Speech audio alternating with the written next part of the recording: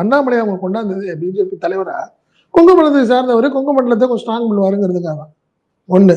அதே மாதிரி எடப்பாடி இன்னைக்கு பொதுச் செயலாளராக தொடர்றது ஒரு காரணம் வந்து கொங்கு மண்டலத்தை ஏரியா சார்ந்த அந்த எம்எல்ஏக்கள் தான். நீங்க 2 பேருமே கொங்கு மண்டலத்தை குறி வச்சு இருக்கிறவங்க.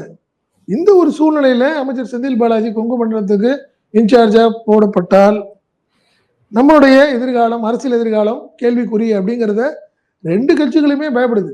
அதுல ஒண்ணு பட்டவர்த்தமான உண்மை எல்லாத்துக்கும் தெரியும். அது அண்ணாமலை சரி, எடப்பாடியும் சரி, குறி வைக்கிறதுக்கு காரணம் அவங்களுக்கு அந்த பயம்தான். நீ அந்த 57 தொகுதியில எந்த தொகுதியில நின்னாலும் விட மாட்டாரு, கண்டிப்பா கிடைக்காது, தோல்விதான் அப்படிங்கிற ஒரு பயம்தான். ஸோ இதனுடைய தொடர்ச்சி தான் இப்ப நீங்க என்ன பண்ணுது, அடுத்த கட்டமா அமலாக்கத்துறை ஜாமீனை ரத்து பண்ணணும்னு போகுது. அப்படி ரத்து பண்றதுக்கான வாய்ப்புகள் இருக்கா? அது சொல்லியிருக்கிற காரணங்கள் சரியா இருக்கான்னு யாருமே அது கேட்கலையே.